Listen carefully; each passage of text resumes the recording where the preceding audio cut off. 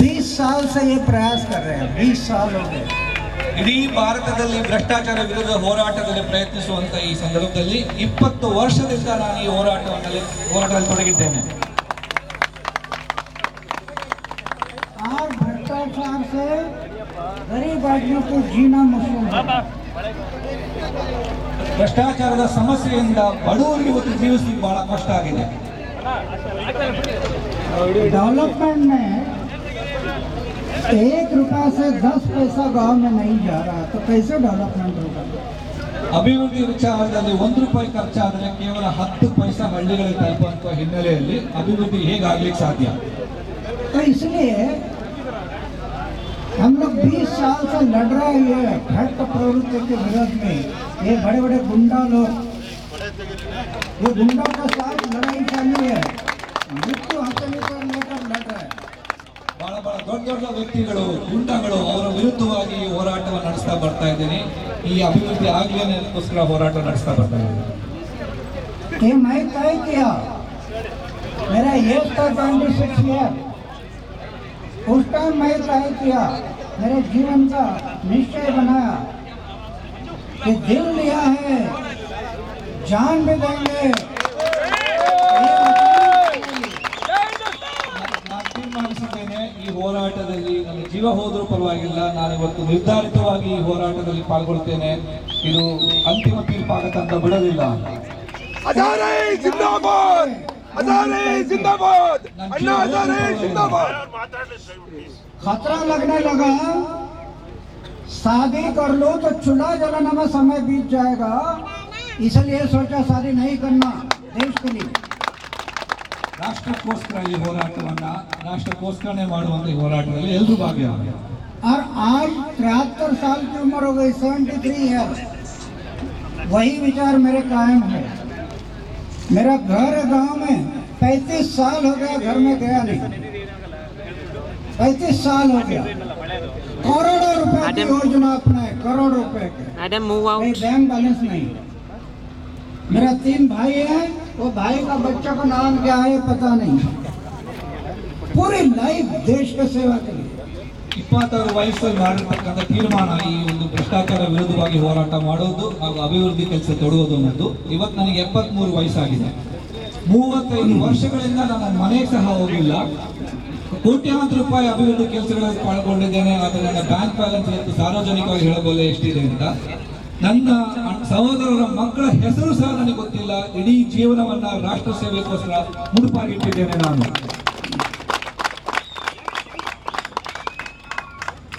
मंदिर में रहता हूँ,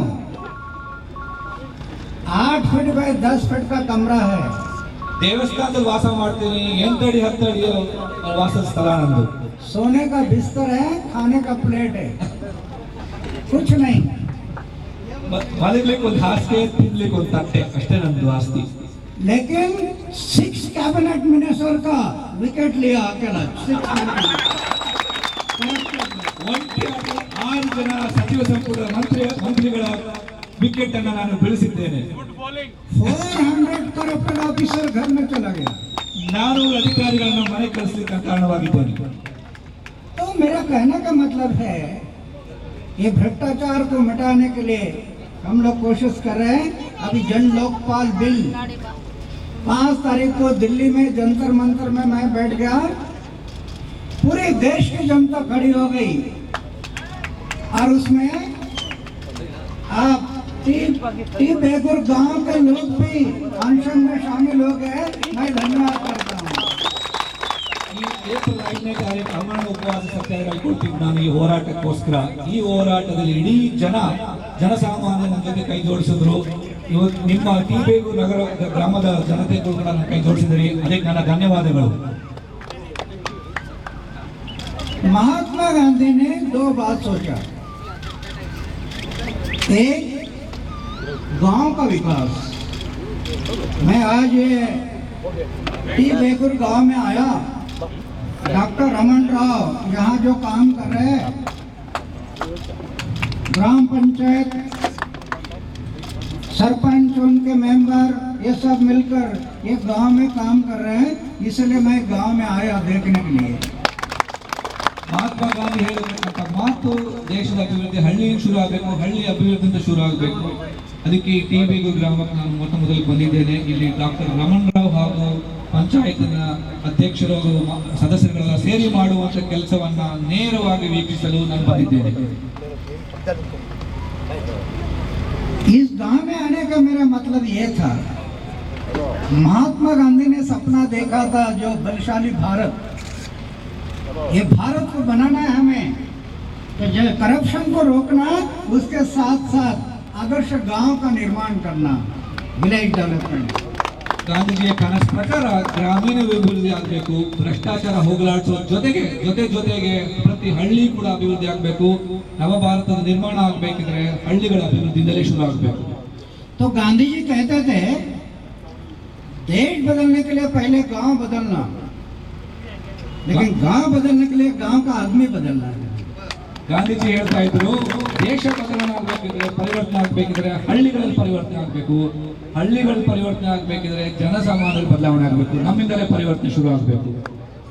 मैं जैसे भ्रष्टाचार के विरोध में काम करता, ऐसे रूरल डेवलपमेंट उसमें भी हमारा काम है. ಭ್ರಷ್ಟಾಚಾರ ವಿರುದ್ಧ ಹೇಗೆ ಹೋರಾಟ ಮಾಡ್ತೀನೋ ಹಾಗೆ ಗ್ರಾಮೀಣ ಅಭಿವೃದ್ಧಿಯಲ್ಲೂ ಸಹ ಸಾಕಷ್ಟು ಕೆಲಸ ಕಾರ್ಯಗಳನ್ನು ಮಾಡ್ತಾ ಬಂದಿದ್ದೇನೆ. हमारे गांव में 40 शराब की भट्टी थी, 40 शराब की भट्टी. ನನ್ನ ಹಳ್ಳಿಯಲ್ಲಿ 40 ಕಡೆ ಸಾರಾಯಿ ಮಾರಾಟದ ಅಂಗಡಿಗಳಿತ್ತು. आज ಕಲ್ಬಟ್ಟಿ ಸಾರಾಯಿ. आज 13 साल हो गए गांव में बीड़ी नहीं, सिगरेट नहीं, खैनी नहीं, बिक्री के लिए नहीं दुकान में.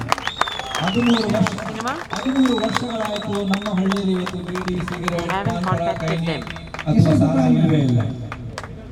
जो गांव में खाने के लिए अनाज नोड़ी नहीं, आगत है ना, पीने के साईं, लिए पानी मध्याह्न नहीं, भूखे लोग सोते हैं, सिर्फ बारिश का बूंद न बूंद को रोका, See if underground you can water speak to table somebody. Recharge किया. Otherwise, it's और okay. Thanks. Bye. 300 एकड़ जमीन के लिए एक क्रॉप के लिए पानी नहीं मिलता था, आज 1500 एकड़ जमीन में ट्रू क्रॉप ले रहे हैं.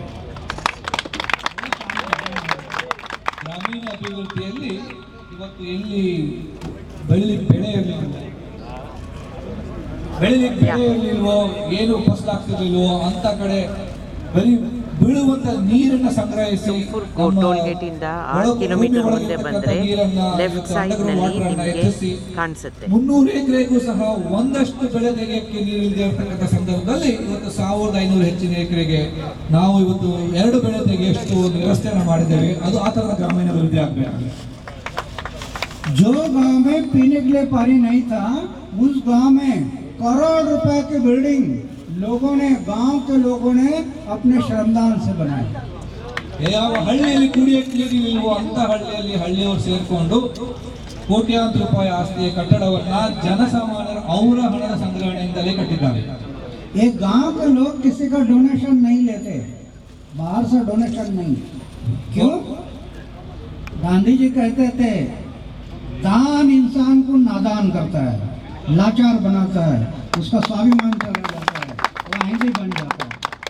ಈ ಹಳ್ಳಿಯಲ್ಲಿ ನಾವು ಹೊರಗಡೆಯಿಂದ ಸಂಪನ್ಮೂಲಗಳನ್ನು ತಗೊಳ್ಳೋದಿಲ್ಲ, ಹಣವನ್ನು ತಗೊಳ್ಳೋದಿಲ್ಲ. ಯಾಕೆ ಗಾಂಧೀಜಿಯವರು ಹೇಳಿದ್ದಾರೆ, ಹೊರ ಸಂಪನ್ಮೂಲಗಳು ನಮ್ಮ ಸ್ವಾಭಿಮಾನಕ್ಕೆ ಧಕ್ಕೆ ಬಿದ್ದಂಗೆ, ನಮ್ಮ ಮರ್ಯಾದೆ ಹೋಗುತ್ತೆ, ಸ್ವಾಭಿಮಾನ ಕಡಿಮೆ ಆಗುತ್ತೆ, ನಮ್ಮ ಸಬಲೀಕರಣ ಆಗುವಂಥದ್ದು ಕಡಿಮೆ ಆಗ್ತಾ ಹೋಗುತ್ತೆ, ಅದರಿಂದ ನಾವು ತಗೊಳ್ಳೋದಿಲ್ಲ. आज आप देख रहे हैं ये स्कूल चलाते हैं लोग, स्कूल एडमिशन देते हैं, पूरा merit merit merit merit merit. एक गरीब बच्चा कहाँ जाएगा? जिसको मेरिट नहीं वो कहाँ जाएगा? तो हम लोग एक स्कूल निकाला, जो फेल है 3 टाइम फेल है उसको प्रायोरिटी एडमिशन, 3 टाइम फेल, पहली प्रायोरिटी. ऐसा स्कूल निकाला और उस स्कूल में एसएससी का रिजल्ट है 100%. वो काम करना है देश के लिए. ಇವತ್ತು ಶಾಲೆಗಳು ಮಕ್ಕಳು ನಾವು ಸೇರಿಸಬೇಕಿದ್ರೆ ಎಷ್ಟು ಮಾರ್ಕ್ಗಳನ್ನ ಅಂಕಗಳನ್ನ ಗೆದ್ದಿದ್ದಾರೆ, ಮೆರಿಟ್ ಮೆರಿಟ್ ಮೆರಿಟ್ ಅಂತ ಹೇಳಿಕೊಂಡು ಅವು ತೆಗೆದಿರ್ತಕ್ಕಂಥ ಮಾರ್ಕ್ ಆಧಾರಿತವಾದ ಸೀಟುಗಳನ್ನ ಕೊಡ್ತಾರೆ. ಅದೇ ನಾನು ಶಾಲೆಯನ್ನು ತೆರೆದಿದ್ದೇನೆ, ಬರೀ ಫೇಲ್ ಆಗಿದ್ದ ಮಕ್ಕಳನ್ನ ಸೇರಿಸ್ತೇನೆ, 3 ಬಾರಿ ಫೇಲ್ ಆದ್ರೆ ಇನ್ನೂ ಹೆಚ್ಚಿನ ಪ್ರಾಮುಖ್ಯತೆ ಆ ಮಗುವಿಗೆ, ಆ ಮಗುವನ್ನು ಸೇರಿಸ್ತೇನೆ. ಇವತ್ತು 10ನೇ ಕ್ಲಾಸಿನ ಪರೀಕ್ಷೆ ಫಲಿತಾಂಶದಲ್ಲಿ 100ಕ್ಕೆ 100ರಷ್ಟು ಫಲಿತಾಂಶ ಪಡೆದಿರ್ತಕ್ಕಂಥ ಶಾಲೆ ಆಗಿದೆ ಆ ಶಾಲೆ. ಆ ಥರ ಕೆಲಸ ಆಗಬೇಕಾದ ಹಳ್ಳಿಗಳಲ್ಲಿ. ये ऐसे फेल स्टूडेंट, 2 स्टूडेंट MBBS बन गए मेरिट में, MBBS ಫೇಲ್ ಆಗಿದ್ರು ಮೆರಿಟ್ ಅಂತಲೇ ಇವತ್ತು MBBS ಪದವಿಯನ್ನು ಪಡೆದಿದ್ದಾರೆ. वो काम हमें करना है देश के लिए, ಆ ತರದ ಕೆಲಸಗಳನ್ನ ದೇಶಕ್ಕೋಸ್ಕರ ಮಾಡಬೇಕಾಗತ್ತೆ ನಾವು. तो मैं इधर आया है, डॉक्टर साहब काम कर रहे हैं इधर, तो मेरी अपेक्षा है कि बेगुर गांव में भी ऐसा एक मॉडल विलेज खड़ा करना. मॉडल विलेज ನಾನು ಬಂದಿದ್ದೇನೆ, ಡಾಕ್ಟರ್ ಅವರು ಕೆಲಸ ಮಾಡ್ತಾ ಇದ್ದಾರೆ. ಈ ಬೇಗೂರಲ್ಲೂ ಸಹ ಒಂದು ಮಾದರಿ ಗ್ರಾಮವನ್ನು ಉತ್ಪತ್ತಿ ಮಾಡಬೇಕು ಅಂತ ನನ್ನ ಅಪೇಕ್ಷೆ. हम लोग मैरिज करते हैं, गांव का मैरिज 25, 28, 30 मैरिजेस, एक सेमियाना, एक खाना, एक बजाना. चाहे किसी जात का होने दो, चर्मकार होने दो, दलित होने दो, सवर्ण होने दो, सबकी शादी एक जगह पर, खाने के लिए एक जगह पर. वो काम करना देश के लिए. ನಾವು ಹಳ್ಳಿಗಳಲ್ಲಿ ಮದುವೆಗಳನ್ನು ಮಾಡಿಸ್ತೇವೆ. 25, 28, 30 ಮದುವೆಗಳನ್ನು ಪ್ರತಿ ವರ್ಷಕ್ಕೆ ಮಾಡ್ತೇವೆ. ಜನಸಾಮಾನ್ಯರು ಎಲ್ಲರೂ ಸೇರಿ, ಯಾವುದೇ ಬಣ್ಣದವರಿರಲಿ, ಯಾವುದೇ ಧರ್ಮದವರಿರಲಿ, ಯಾವುದೇ ಜಾತಿಯವರಿರಲಿ, ಬಡವರಾಗಿರಲಿ, ಎಲ್ಲ ಸೇರಿ ಮದುವೆ ಆಗತ್ತೆ, ಎಲ್ಲ ಸೇರಿ ಅಡಿಗೆ ಆಗತ್ತೆ, ಎಲ್ಲರಿಗೂ ಸೇರಿಸಿ ಊಟ ಆಗತ್ತೆ. ಆ ತರದ ಕೆಲಸಗಳು ನಮ್ಮ ದೇಶಕ್ಕೆ ಬೇಕಾಗಿದೆ ಇವತ್ತು. तो ये काम करना है. कर्नाटक में भी कई जगह पर बहुत अच्छा काम हुआ, लेकिन एक मॉडल विलेज, आदर्श गांव, वो आदर्श गांव को खड़ा करना, तो वो काम अभी देखो. एक गांव हम पहले बनाया मॉडल में, कितना लोग आना, पूरे देश विदेश के 7 साल में 5 लाख लोग विजिट के लिए आ गए. 5 लाख लोग विजिट करेंगे. कितना प्रभाव होता है. ऐसे मॉडल बनाने हैं हर स्टेट में. ಇಲ್ಲೂ ಸಹ ಸುಮಾರು ಕಡೆ ಗ್ರಾಮೀಣ ಅಭಿವೃದ್ಧಿ ಕೆಲಸಗಳು ನಡೀತಾ ಇದೆ. ನಮ್ಮ ಕೆಲಸವನ್ನ ನೋಡಿ, ಆ ಮಾದರಿಯನ್ನು ನೋಡಿ, ಕಳೆದ 7 ವರ್ಷಗಳಲ್ಲಿ 5 ಲಕ್ಷ ಜನಸಾಮಾನ್ಯರು ದೇಶದಿಂದ ವಿದೇಶಗಳಿಂದ ಬಂದು ನಮ್ಮ ಜಾಗವನ್ನು ನೋಡಿದ್ದಾರೆ. ಅದರಿಂದ ಪ್ರಭಾವಿತರಾಗಿ ಹಲವಾರು ಕಡೆ ಈ ಕೆಲಸವನ್ನ ಮಾಡ್ತಾ ಇದ್ದಾರೆ. ಈ ತರದ ಕೆಲಸ ಪ್ರತಿ ರಾಜ್ಯದಲ್ಲೂ ಆಗ್ಬೇಕಾಗತ್ತೆ. ಈ ತರ ಮಾದರಿಗಳು ಎಲ್ಲ ಕಡೆ ಆಗ್ಬೇಕಾಗತ್ತೆ. ಹಿಂದೆ ಇರ್ತಕ್ಕಂಥವರೆಲ್ಲ ದಯಮಾಡಿ ಮುಂದೆ ಬನ್ನಿ, ಮಳೆ ಕಡಿಮೆ ಆಗಿರೋದ್ರಿಂದ ದಯಮಾಡಿ ಮುಂದೆ ಬನ್ನಿ ಅಂತ ಕೇಳ್ಕೊತೀನಿ. प्रश्न खड़ा होगा, ये मॉडल विलेज करना है, लेकिन कौन करेगा, कैसे करेगा? मॉडल विलेज करना है तो लीडरशिप की जरूरत है. लीडरशिप ಮಾದರಿ ಗ್ರಾಮವನ್ನು ಕಟ್ಟಬೇಕಿದ್ರೆ ಯಾರು ಮಾಡ್ತಾರೆ ಈ ಕೆಲಸವನ್ನ, ಹೇಗ್ ಮಾಡ್ತಾರೆ, ಯಾರು ಮಾಡ್ತಾರೆ ಅನ್ನೋ ಪ್ರಶ್ನೆಗೆ ಅದಕ್ಕೆ ನಾಯಕತ್ವ ಬೇಕಾಗಿದೆ. ಇವತ್ತು ನಾಯಕತ್ವ सिर्फ शब्दों से मॉडल नहीं बनेगा, भाषण से नहीं बनेगा. ये हमारे देश में 62 साल हम देखा भाषण भाषण भाषण भाषण भाषण. जो भाषण देते हैं ऐसे हमारा बर्ताव नहीं है, इसके कारण प्रभाव नहीं पड़ता. ಈಗ ಮಾದರಿ ಮಾಡೋಂಥವ್ರು ನಮ್ಮ ನಾಯಕತ್ವನ ನೋಡ್ತಾ ಇದ್ದೀವಿ. ಇವತ್ತು ಯಾವ ತರದ ನಾಯಕತ್ವನ ನೋಡ್ತಾ ಇದ್ದೀವಿ ಅಂದ್ರೆ ಬರೀ ಮಾತುಗಳಿಂದ ನಾವು ಹಳ್ಳಿ ಮಾದರಿ ಮಾಡ್ಲಿಕ್ಕೆ ಸಾಧ್ಯ ಇಲ್ಲ. ಬರೀ ಭಾಷಣ ಮಾಡೋರು ನೋಡ್ತಾ ಇದ್ದೀವಿ. ನಮಗೆ 60 ವರ್ಷಗಳಿಂದ ಬರೀ ಭಾಷಣ ಮಾಡೋ ನಾಯಕತ್ವನೇ ನೋಡಿದ್ದೇವೆ. ಆದ್ರೆ ಅವ್ರಗಳ ಪ್ರಭಾವವೇ ಇಲ್ಲ. ಯಾಕಂದ್ರೆ ಭಾಷಣ ಮಾಡೋರು ಪ್ರಭಾವಿತ ವ್ಯಕ್ತಿಗಳಲ್ಲ, ಅವ್ರು ಕೆಲಸ ಮಾಡಿರ್ತಕ್ಕಂಥ ವ್ಯಕ್ತಿಗಳಲ್ಲ. कथनी और करनी दोनों को जोड़ना है. कथनी और करनी, ये दोनों को जोड़ दिया तो उसका प्रभाव ज्यादा होगा. ನಮ್ಮ ಮಾತು ಹಾಗೂ ನಮ್ಮ ಕೆಲಸದ ಮಧ್ಯೆ ಇರತಕ್ಕಂಥ ಅಂತರವನ್ನ ಕಡಿಮೆ ಮಾಡ್ಕೋಬೇಕು. ಮಾಡುವುದು ಹಾಗೂ ಮಾತಾಡುವುದು ಎರಡು ಹತ್ತತ್ರ ಬಂದಷ್ಟು ಅವರು ಪ್ರಭಾವಿತರಾಗ್ತಾರೆ. इसलिए मेरी विनती है, आज हम इस गांव में आए हैं, टी बेगुर गांव में. हमारी अपेक्षा है कि टी बेगुर गांव भी ऐसा एक मॉडल बनना. इधर के लोग हमारे पास आते हैं गांव देखने के लिए, तो बेगुर गांव में आना गांव देखने के लिए. ತಮ್ಮೆಲ್ಲರಿಗೂ ಅರ್ಥವಾಗಿದೆ ಆಗಲೇ ನಿಮ್ಮ ಪ್ರತಿಕ್ರಿಯೆಯನ್ನು ನೋಡಿದಾಗ. ಅವರ ಅಪೇಕ್ಷೆ ಇರೋದು ಟಿ ಬೇಗೂರು ಗ್ರಾಮವು ಸಹ ಆ ತರದ ಒಂದು ರಾಷ್ಟ್ರ ಮಾದರಿ ಆಗಬೇಕು. ಇಲ್ಲಿಂದ ಜನ ಅಲ್ಲಿಗೆ ಬರೋದಲ್ಲ, ಅಲ್ಲಿನ ಜನಗಳೆಲ್ಲ ನಿಮ್ಮ ಹಳ್ಳಿಯನ್ನು ನೋಡಕ್ ಬರಬೇಕು. ಈ ಮಾದರಿಯನ್ನು ನೋಡ್ಲಿಕ್ಕೆ ಬರ್ಬೇಕಾಗುತ್ತೆ. लेकिन मेरी विनती है नवयुवक युवकों की विनती है, आदर्श गांव बनाना ना, शराब नहीं पीना, शराब को छोड़ दो। ಇವತ್ತು ನನ್ನ ಕೋರಿಕೆ ಯುವಕರಲ್ಲಿ ನವ ಯುವಕರಲ್ಲಿ ಗ್ರಾಮ ಅಭಿವೃದ್ಧಿ ಆಗಬೇಕಿದ್ರೆ ನೀವು ಶರಾಬ್ ಅಥವಾ ಸಾರಾಯನ ಕುಡಿಬಾರ್ದು. शराब नहीं पीना, गुटखा नहीं खाना, सिगरेट नहीं पीना। ಶರಾಬ್ ಕುಡಿಬಾರ್ದು, ಗುಟ್ಕಾ ತಿನ್ನಬಾರ್ದು, ಸಿಗರೆಟ್ ಸೇರಬಾರ್ದು. ऐसा कभी सुना है? शराब पिया और पहलवान हो गया, किसी ने सुना? कोई सुना? ಯಾರಾದ್ರೂ ಕೇಳಿದ್ದೀರಾ ಸಾರಾಯಿ ಕುಡಿದು ಪಹಲ್ವಾನ್ ಆಗಿ ಅಂತ ಮಾತನ್ನ ಕೇಳಿದ್ದೀರಾ ನೀವು ಯಾರಾದ್ರೂ? गुटखा खाओ पहलवान हो गया, किसी ने सुना? अरे कर्करोग हो गया, टीबी हो गया, कैंसर हो गया। क्यों करते हैं लोग? क्यों करते हैं? पैसे की बर्बादी, शरीर की बर्बादी क्यों करते हैं? ये जीवन में सोच नहीं, मैं कौन है, मैं कहाँ से आया है, मेरा कर्तव्य क्या है, मुझे जाना कहाँ है, सोच नहीं। ಇವತ್ತು ನಾವು ಯೋಚನೆ ಮಾಡಬೇಕಾಗಿದೆ, ನಾನು ಯಾರು, ನಾನು ಎಲ್ಲಿಂದ ಬಂದಿದ್ದೇನೆ, ನನ್ನ ಜೀವನದ ಉದ್ದೇಶ ಏನು, ಬರೀ ನಾನು ಕುಡಿಯೋದ್ರಿಂದ ನನ್ನ ಆರೋಗ್ಯನ ನಾನು ಬೆಳೆಸ್ಕೊಳಕ್ ಸಾಧ್ಯವಾ? ಈ ಪ್ರಶ್ನೆಗಳನ್ನ ನಾವು ಕೇಳ್ಕೋಬೇಕಾಗತ್ತೆ, ಹುಟ್ಟಿದ್ದು ಕಾರಣವನ್ನ ಹುಡುಕ್ಬೇಕಾಗತ್ತೆ. बहुत से लोग क्या सोचते हैं, अरे जीवन में आए हैं ना, खाओ पियो चैन बाजी करो, एक दिन मरना तो है। ನಾವು ಬಹಳ ಜನ ಯೋಚನೆ ಮಾಡ್ತಾರೆ, ಹುಟ್ಟಿದಂತೂ ಹುಟ್ಟಾಯ್ತು ಬಿಡಿ, ಮಜಾ ಮಾಡೋಣ ಬಿಡಿ, ಚೆನ್ನಾಗಿ ತಿನ್ನೋಣ ಕುಡಿಯೋಣ ಆರಾಮಾಗಿ ಬಿಚ್ಚೋಗೋಣ ಬಿಡಿ ಅಂತ. और फिर कुछ भी खाते हैं, कुछ भी पीते हैं, कैसे निकल जाते हैं। ಸಿಕ್ಕಿ ತಿಂತಾರೆ, ಸಿಕ್ಕಿ ಕುಡಿತಾರೆ, ಬಂದಂಗೆ ಹೊಟ್ಟೋಗ್ತಾರೆ. अरे मनुष्य जीवन में आए, सिर्फ खाए पिए और एक दिन गए, तो पशु और हमारे में क्या अंतर है? जानवर हमारे में कोई अंतर नहीं। ಮನುಷ್ಯರಾಗಿ ನಾವು ಹುಟ್ಟಿದ ಮೇಲೆ ಬರೀ ತಿನ್ನೋದು ಬದುಕೋದಾದ್ರೆ ನಮಗೂ ಪಶು ಪ್ರಾಣಿಗಳಿಗೂ ಏನು ವ್ಯತ್ಯಾಸ? ಯಾವ ವ್ಯತ್ಯಾಸವಿದ್ದಾವೆ? इसलिए मेरे विनती है टी बेगुर गांव के सब नवयुवकों के लिए चारित्र को संभालना है। चारित्र, शुद्ध आचार, शुद्ध विचार, निष्कलंक जीवन में थोड़ा सा त्याग और अपमान पीने की शक्ति, 5 बातें होना तो ये टी बेगुर गांव भी हमारे गांव जैसे गांव बन जाएगा। ये 5 बातें बहुत जरूरी है। 5 ವಿಚಾರಗಳು ಬಹಳ ಮುಖ್ಯ. ಈ ಗ್ರಾಮವು ಸಹ ನಮ್ಮ ಗ್ರಾಮ ತರ ಮಾಡಬೇಕಿದ್ರೆ ಶುದ್ಧವಾದ ಆಚಾರಗಳು, ಶುದ್ಧವಾದ ವಿಚಾರಗಳು,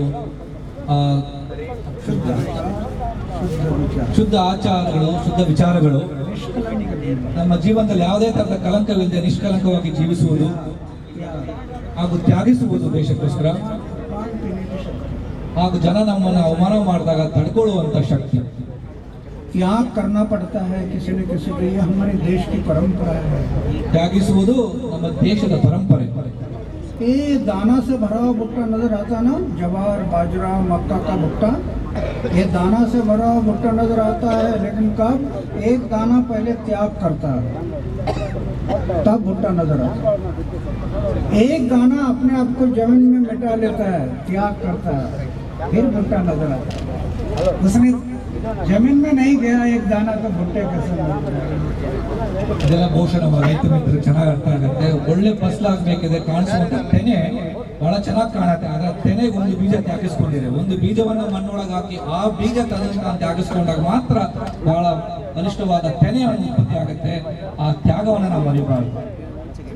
कभी कभी ऐसा लगता वो दाना जमीन में गया नष्ट हो गया, नष्ट नहीं होता, वो हजारों दानों को निर्माण करता। जो दाना जमीन में नहीं जाता वही दाना चक्की में जाता, पीसता, उनका आटा बन जाता। जमीन में नहीं गया आटा बन गया। ನಮಗೆ ಅನ್ಸುತ್ತೆ ಒಂದು ಬೀಜ ಬಿತ್ತಿರ್ತಕ್ಕಂಥ ಬೀಜ ವ್ಯರ್ಥವಾಯಿತು ಅಂತ. ಬಹುಶಃ ಅದು ವ್ಯರ್ಥ ಅಲ್ಲ. ಬೀಜ ಅದನ್ನ ನಾವು ಬಿತ್ತದೆ ಹೋದ್ರೆ ಒಂದು ತೆನೆ ಬರೋದಿಲ್ಲ. ಆ ಬೀಜ ಬಿತ್ತದೆ ಹೋಗಿದ್ದಲ್ಲಿ ಆ ಬೀಜನೇ ನಮ್ಮ ಮಿಲ್ಲಿಗಳಿಗೆ ಹೋಗುತ್ತೆ, ಅದು ಹಿಟ್ಟಾಗಿ ಪರಿವರ್ತನೆ ಆಗುತ್ತೆ. ಇಲ್ಲಿ ಒಂದು ಕಡೆ ಉತ್ಪತ್ತಿ ಮಾಡುವಂತ ಬೀಜ ಬೇಕೆ ಅಥವಾ ಹಿಟ್ಟಾಗುವಂತ ಬೀಜ ಬೇಕೆ? ಯೋಚನೆ ಮಾಡಿ. ये मेरा भाषण नहीं है, मैं खुद, मेरा एज था 26 ईयर यंग, तब मैं सोचा मेरे देश के लिए एक दाना बनना है, जमीन में जाना है, आज भी वही विचार है। क्यों?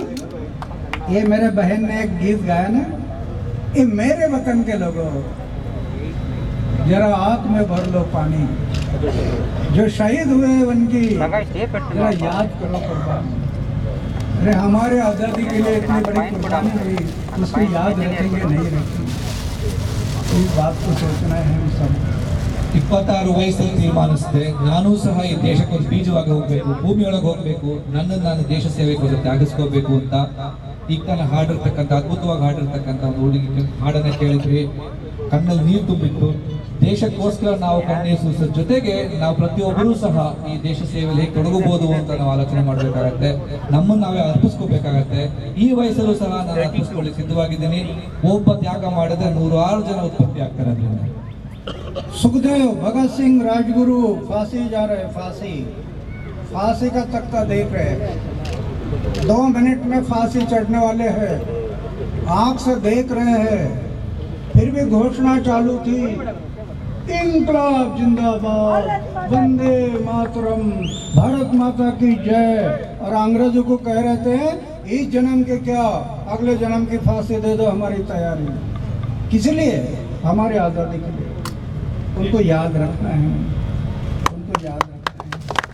बहुत बड़ा त्याग किया, उनको याद हमारे हृदय के साथ जोड़ना। मैं जोड़ा है, मेरे हृदय के साथ उनको जोड़ कर रखा है। और इतना गुंडों के साथ मैं लड़ता हूँ मृत्यु हथेली पर लेकर, क्योंकि मैं ये तय किया है कि दिल दिया है, जान भी देंगे, ये वतन तेरे लिए, बस तेरे लिए जान। ನಮ್ಮ ದೇಶಕ್ಕೋಸ್ಕರ, ನಮ್ಮ ದೇಶದ ಸ್ವಾತಂತ್ರ್ಯಕ್ಕೋಸ್ಕರ 1000 ಜನ ಹೋರಾಟವನ್ನು ಮಾಡಿದ್ದಾರೆ. ಅವ್ರನ್ನೆಲ್ಲ ನೆನಪಿಸ್ಕೋಬೇಕಾಗತ್ತೆ ನಾವು. ಆ ಸ್ವಾತಂತ್ರ್ಯ ಹೋರಾಟಗಾರ ನೆನಪಿಸ್ಕೊಂತ ರಾಜ್ಗುರು, ಸುಖದೇವ್, ಭಗತ್ ಸಿಂಗ್ ಅವರು ಗಲ್ಲಿಗೆ ಹೋಗುವಂತ ಸಂದರ್ಭದಲ್ಲಿ ಇನ್ನು 2 ನಿಮಿಷಗಳಲ್ಲಿ ಗಲ್ಲಿಗೆ ಹೋಗ್ಬೇಕು, ಕೂಗ್ತಾ ಇದ್ರು ಇಂಕ್ಲಾಬ್ ಜಿಂದಾಬಾದ್, ವಂದೇ ಮಾತರಂ ಅಂತ ಜೋರಾಗಿ ಹೇಳಿದ್ರು. ಈ ಜನ್ಮ ಯಾಕೆ, ಮುಂದಿನ ಜನ್ಮದಲ್ಲೂ ಒಂದು ಗಲ್ಲಿಗೆ ಹಾಕಿದ್ರು ಕೂಡ ದೇಶಕ್ಕೋಸ್ಕರ ತ್ಯಾಗಿಸ್ಲಿಕ್ಕೆ ನಾವು ಸಿದ್ಧವಾಗಿದ್ದೀವಿ ಅಂತ ನಮ್ಮ ದೇಶದ ವ್ಯಕ್ತಿಗಳನ್ನ ನೆನಪಿಸ್ಕೋಬೇಕಾಗತ್ತೆ.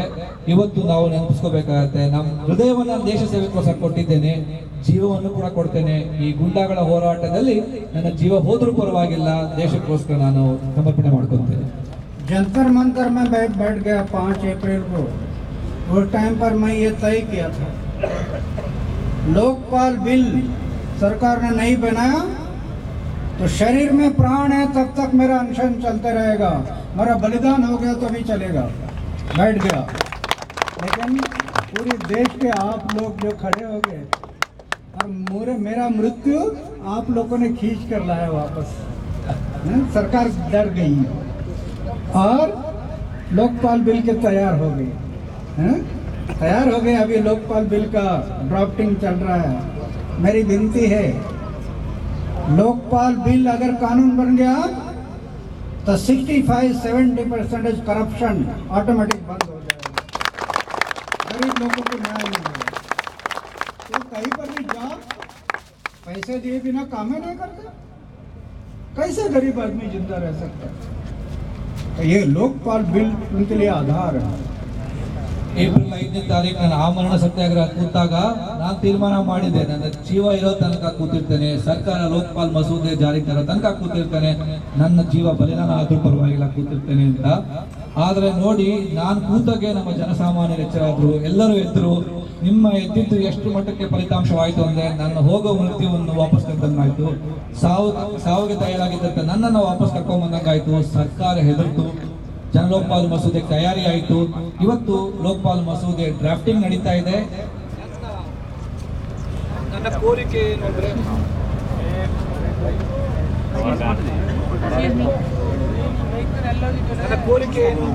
ದಯಮಾಡಿ ಇವತ್ತು ಜಾರಿಗೆ ಬಂದ್ರೆ, ನನ್ನ ಕೋರಿಕೆ ಏನು ಅಂದ್ರೆ, ಈ ಲೋಕಪಾಲ್ ಮಸೂದೆ ಜಾರಿಗೆ ಬಂದರೆ 55% ಭ್ರಷ್ಟಾಚಾರ ಕಡಿಮೆ ಆಗುತ್ತೆ. ಭ್ರಷ್ಟಾಚಾರ ಕಡಿಮೆ ಆದರೆ ಗ್ರಾಮೀಣ ಅಭಿವೃದ್ಧಿ ಸಾಧ ಜನಸಾಮಾನ್ಯರಿಗೆ ಸಣ್ಣ ಕೆಲಸ ತಗೋಬೇಕಾದ್ರೆ 10-20-100 ಸಾವಿರ ಕೊಡಬೇಕಾಗತ್ತೆ. ಎಲ್ಲ ವಿಚಾರಗಳು ನಮ್ಮ ಜೀವನಕ್ಕೆ ಅನಾನುಕೂಲ ಮಾಡುವಂಥ ವ್ಯವಸ್ಥೆಗಳು. ಈ ಭ್ರಷ್ಟಾಚಾರ ಹೋಗಿದ್ರೆ ಗ್ರಾಮೀಣ ಅಭಿವೃದ್ಧಿಗೆ ಒಂದು ಪೂರ್ವಕವಾಗಿ ಕೆಲಸ ಆದಂಗಾಗುತ್ತೆ. ಎಲ್ಲರೂ ಸಹ ಅದಕ್ಕೆ ಬೆಂಬಲಿಸಬೇಕು ಅಂತ ನನ್ನ ಕೋರಿಕೆ ನಿಮಗೆ.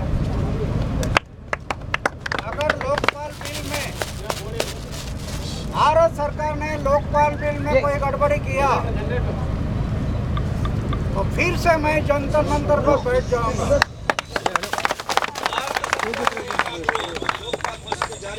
ಗಡ್ಬಡ್ ಮಾಡಿದ್ರೆ ಪುನಃ ವಾಪಸ್ ಜನತಾ ಮಂತ್ರಲ್ಲಿ ಅಮರ ಸತ್ಯಾಗ್ರಹ ಕೂತ್ಬಿಡ್ತೇನೆ। मेरी विनती है देशवासी के लिए, अगर ये मेरा आंदोलन फिर से शुरू हो गया तो देश की पूरी जनता ने खड़ा होना है। आजादी की दूसरी लड़ाई। ಒಂದು ವೇಳೆ ನನ್ನ ಹೋರಾಟ ಪುನಃ ಶುರುವಾಯಿತು, ಜನ ಭಾರತದಲ್ಲಿರ್ತಕ್ಕಂಥ ಪ್ರತಿಯೊಬ್ಬ ಭಾರತೀಯ ಎಚ್ಚರಗೊಳ್ಬೇಕಾಗತ್ತೆ, ನಿಂತ್ಕೋಬೇಕಾಗತ್ತೆ, ನನ್ನ ಹೋರಾಟಕ್ಕೆ ಬೆಂಬಲಿಸಬೇಕಾಗತ್ತೆ। ನನ್ನ ಕೋರಿಕೆ ಇದು आजादी की दूसरी लड़ाई है। ಇದು ಸ್ವಾತಂತ್ರ್ಯದ ಹೋರಾಟಕ್ಕೆ ಎರಡನೇ ಯುದ್ಧ ಇದೆ। अभी ये लड़ाई शुरू हो गई है, बहुत लंबी लड़ाई लड़नी है आगे के लिए, बहुत लंबी लड़ाई लड़नी है। ಹೋರಾಟ ಶುರುವಾಗಿದೆ, ಆದರೆ ಈ ಹೋರಾಟ ಬಹಳ, ಈ ಯುದ್ಧ ಬಹಳ ಜಾಸ್ತಿ ನಾವು ಪಯಣವನ್ನು ಮಾಡಬೇಕಾಗತ್ತೆ, ಬಹಳ ಉದ್ದ ಹೋಗ್ಬೇಕಾಗತ್ತೆ। ಇದು ಈ ಹೋರಾಟದಲ್ಲಿ ನಾವು ಬಹಳ ದೂರ ಹೋಗ್ಬೇಕಾಗತ್ತೆ ಈ ಪಯಣದಲ್ಲಿ। तो मेरी विनती है, गांव और परिसर से जो लोग आए हैं, हमारे सब कार्यकर्ता इधर आए हैं, इन सब से मेरी विनती है, सबसे विनती है मेरी, अगर ऐसे समय आ गया कि फिर से आंदोलन करना पड़े तो हम सब लोग फिर से एक आंदोलन के लिए खड़ा होंगे।